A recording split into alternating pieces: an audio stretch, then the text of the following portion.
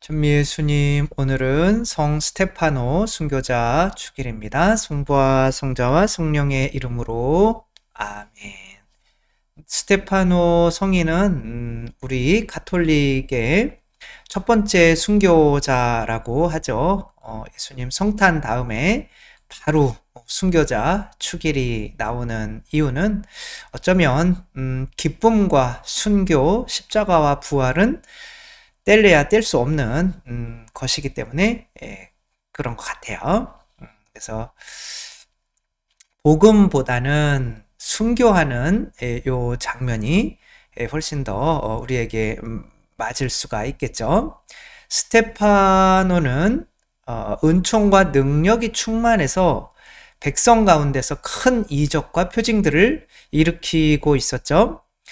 이른바 그런데 그렇게 논쟁을 해도 워낙 지혜와 성령이 충만해서 그를 대항할 수가 없었죠.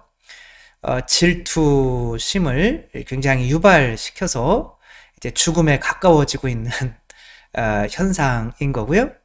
근데 이제 그렇게 심판을 막 그들에 의해서 고발을 당했을 때 하늘을 바라보고 있었는데 하늘을 바라보니 하늘이 열리고 하느님의 영광과 하느님 오른쪽에 서 계신 예수님이 보였다. 여기서 하느님 아버지가 보이지 않았냐? 천만의 말씀. 하느님 아버지는 보일 수가 없어요.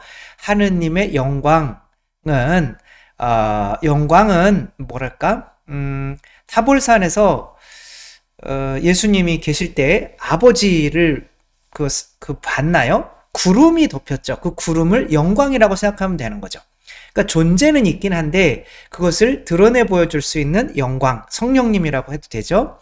그것을 보는 거지 하느님 아버지를 인간적인 모습으로 보는 것은 삼위일체가 아니에요.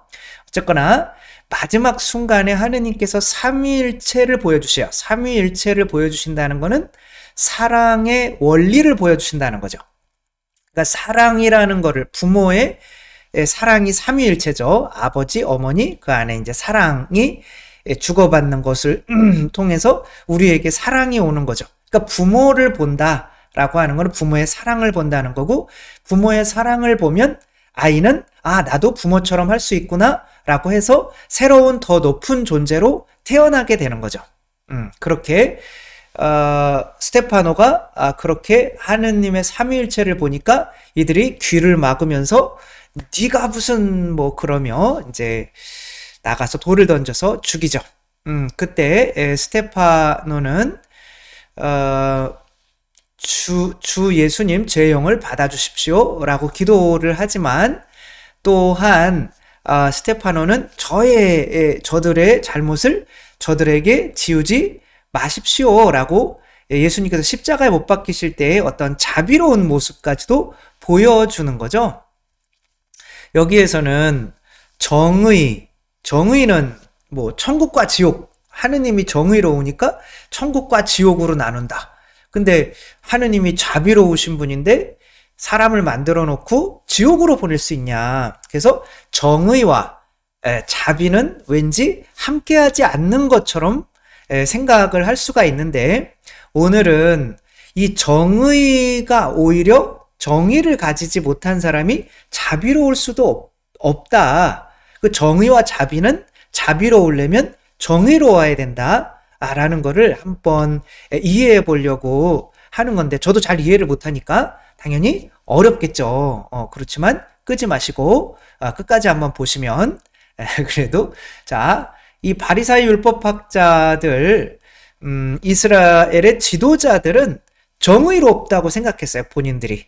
그러니까 율법대로 행하려고 하다가 보니 예수님께서 안식일에 병을 고쳐주시는 것까지도 그러면 안 된다라고 하는 이제 강력한 표현을 보이죠. 그것이 이웃에게 자비롭지 못한 거죠. 그러니까 이들이 자비롭지 못한 것은 정의롭기 때문일까요? 사실은 정의롭지 못하기 때문에 그렇죠. 사람이 정의롭지 못해지는 거는 어떤 거예요? 정의롭다라고 하는 거는 먼저 하느님을 정의롭게 볼 줄 아는 사람이어야 되는 거죠.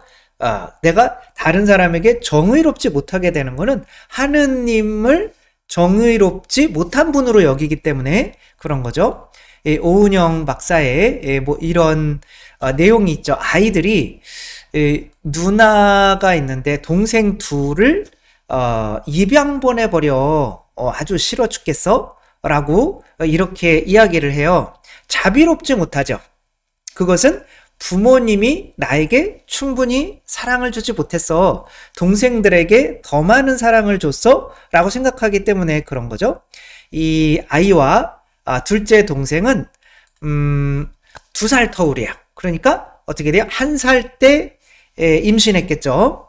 그러니까 충분히 이제 그때부터 이 큰 아이가 또 받아야 되는 사랑을 충분히 못 받아서 오은영 박사는 애정결핍에서 오는 이 동생들을 싫어하는 문제다 이렇게 얘기를 해요. 그러니까 애들을 좀 입양 보내버려 막 하면서도 엄마의 사랑을 갈급하니까 제일 좋은 사람은 엄마. 그리고 내가 동생들을 미워하니까 동생들도 나를 미워할 거라고 생각을 하죠. 그래서 이제 엄마 쟁탈전을 하다가 동생이 엄마가 자게 되면은 막 들어와서 5학년이 돼도 눈물을 흘리고 있는 거죠. 이 아이는 엄마가 공평하지 못하다고 생각하는 거예요. 정의롭지 못하다라고 생각하니까 내가 이 아이 동생들에게 자비롭지 못한 거죠. 그러니까 만약에 내가 정의롭다면 어떻게 하면 되겠어요? 각자가 노력하는 대로 부모님은 나에게 주실 거야 이런 생각을 하겠죠. 그러니까 천국 가는 것도 지옥 가는 것도 바로 우리가 하느님이 자비롭지가 않아서가 아니라 우리가 정의롭지 못해서 분명히 하느님 나라에 들어갈 어떠한 일을 하면 하느님 나라에 들어가고 지옥 갈 일을 하면 지옥 가는 거죠. 근데 하느님이 자비롭지 못하다라고 생각하니까는 노력은 안 하면서 원망만 하고 그러니까 형제들한테 자비로워질 수가 없는 거죠. 먼저 내가 정의로워지려면 자비로워지려면 내가 정의로워져야죠. 그러니까 동생들이 만약에 엄마의 사랑을 받는다면 그것은 동생들이 그만큼 했기 때문일 거야 라고 생각해야 되는 거죠. 그래서 송명희 시인도 있잖아요. 이분도 나 가진 재물 없으나 뭐 남이 가진 지식 없으나 그러니까 다른 사람들이 너무 하느님은 불공평하다고 생각하는 거죠. 그러니까 밖에서 뛰어노는 아이들이 질투가 나고 혼자 뇌성마비로 집안에만 있는 나는 짜증나는 거죠. 그러니까 하느님도 믿고 사람도 믿고 근데 하느님께서 받아쓰기 해라. 공평하신 하느님을 근데 하느님이 뭐가 공평하냐고요. 뭐 이렇게 했더니 하느님이 그러니까 짜증나 그러며 눈물을 흘리면서 공평하신 하느님이나 남이 가진 재식 없지만 남이 못 본 것을 보았고 지금 스테파노가 보고 있는 게 그건 거죠. 남이 듣지 못한 음성 들었고 스테파노가 듣고 있는 게 그건 거죠. 그러니까 그렇게 하느님의 어떤 하늘의 그 참 사랑을 보면은 뭐가 어떻게 느껴져요? 나는 다른 사람보다 더 받은 사람이구나. 그렇게 되면 이제는 어떻게 돼요? 오히려 다른 사람들에게 자비로운 사람이 되는 거죠. 그러니까 하느님을 공평하다고 여기면 내가 하느님이 하느님이 정의롭다고 여기면 이제 그 정의로운 분이 뭔가 나에게 더 해줘서 다른 사람들은 애벌레와 같은 입장으로 사는데 나는 나비처럼 되었다라고 하면 오히려 이 애벌레처럼 생각하는 사람들을 사랑할 수 있는 사람이 되는 거죠. 예수님께서 우리에게 발을 씻어주는 자비로운 모습을 보여주세요. 이 자비로운 모습이라고 하는 것은 바로 하늘이 열리면서 성령이 내려오시면서 이게 삼위일체를 보는 거죠. 너는 내 자식이다 라고 나를 이렇게 들어눕혀 주는 거야. 근데 그렇게 들어눕혀 주는데 하느님이 다 내가 정의롭지 못하면 하느님도 정의롭지 못하다고 여기는 거죠. 근데 내가 정의로운 사람이라면 하느님이 정의로운 분인데 나만을 하느님의 자녀로 삼아주셨어? 그러니까 너무 감사한 거죠. 그러니까 내 존재가 이만큼 다른 이들보다 다른 존재가 됐기 때문에 내가 나비가 된 거죠. 그렇기 때문에 다른 이들에게 자비를 가질 수가 있는 거죠. 그래서 스테파노는 돌을 맞아가면서도 저들의 잘못을 저들에게 지우지 말아주십시오 라고 한 거죠.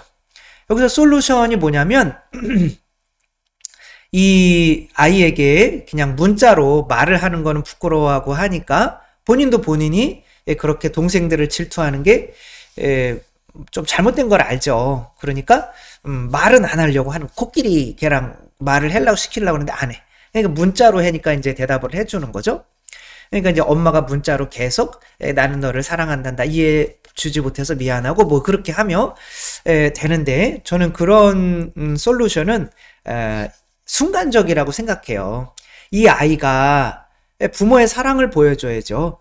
너는 그렇게 형제들을 미워할 존재가 아니야 라고 알려줘야죠. 전에 어떤 다른 거기에서는 이런 처방을 내줬어요. 이제 동생이 생겨나니까 이 누나가 너무 질투를 막 하는 거죠. 그러니까 부모나 이 사람들은 뭐 바쁘니까 이 아이한테 신경 써줄 겨를이 없고, 근데 이 아이는 나는 동등하다고 생각하는 거예요. 부모는 너는 누나니까 이만큼 컸으니까 이제는 얘한테 사랑이 가면 되잖아 라고 생각하지만, 동생 입장에서는 안 그런 거죠. 그럼 어떻게 해야 돼요? 이 동생을 부모로 만들어버리는 수밖에 없는 거죠. 그러니까 우리가 하느님이 되는 수밖에 없어요. 이웃을 사랑하려면. 그래서 이 동생 동생 할아버지 안고 있는데 동생 괴롭히려고 그러다가 막 할아버지한테 막 물건 집어 던지고 하니까 이 아이에게 뭘 보여주는 거예요? 부모를 보여주는 거죠. 그리고 부모가 하는 것처럼 일단 인형에 뭐 이렇게 기저귀 채우는 거, 똥 닦는 거, 이 동생을 돌볼 수 있는, 내가 동생과 같은 수준이 아니라 동생을 돌볼 수 있는 수준이구나 라는 거를 느끼니까 완전히 해결되는 거죠. 뭐 동생한테 분도 발라주고 자기가 해줄 수 있는 걸 하는 거예요.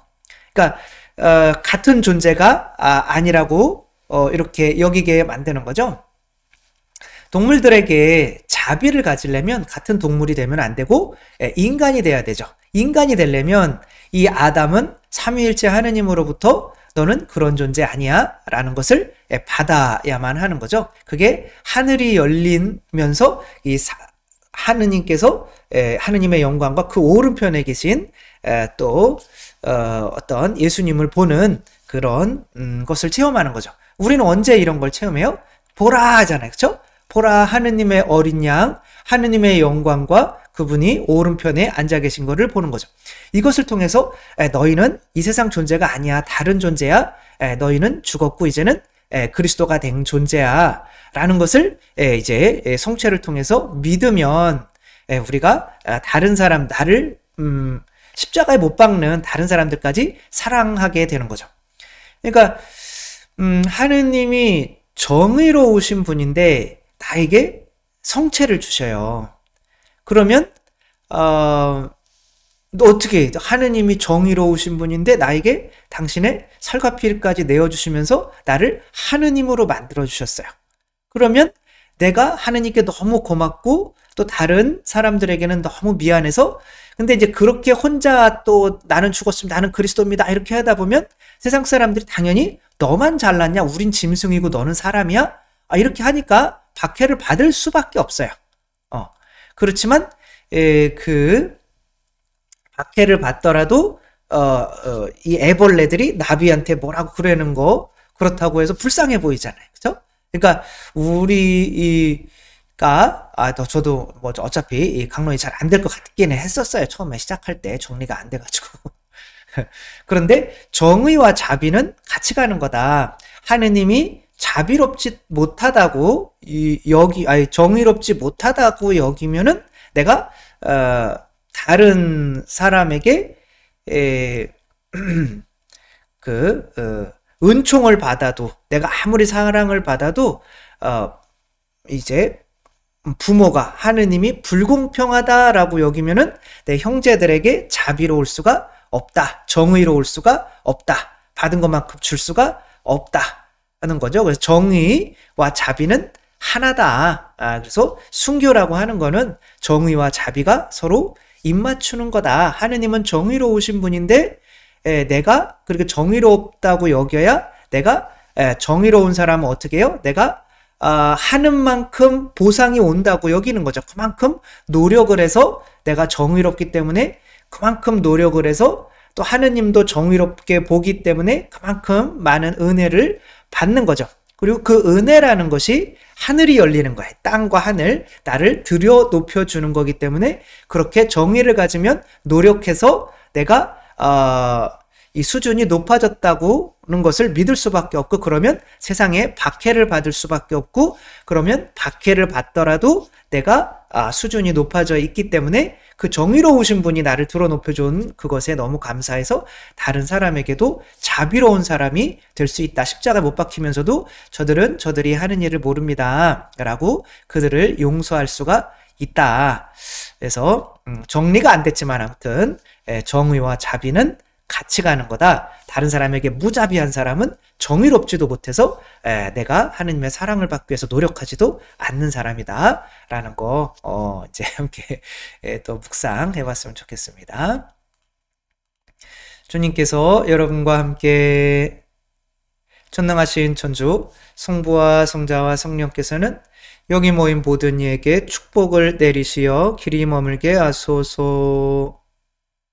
주님과 함께 가서 복음을 전합시다. 하느님 감사합니다. 성부와 성자와 성령의 이름으로 아멘. 감사합니다. 사랑합니다.